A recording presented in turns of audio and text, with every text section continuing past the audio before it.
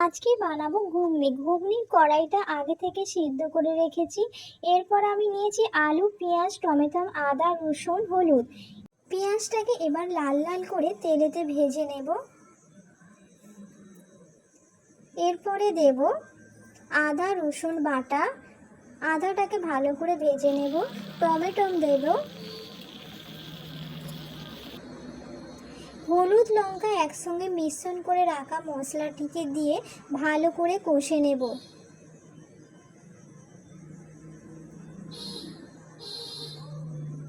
এরপরে আগে থেকে আলু সেদ্ধ করে রাখা মশলার মধ্যে দিয়ে আলুটিকে ভালো করে কষে নেব। এবার ঘুগনির কড়াইটা দিয়ে দিয়েছি। ঘুগনি এবারে ফুটতে শুরু করেছে। এরপরে গরম মশলা দিয়ে ঘুগনিটিকে নামিয়ে নেব।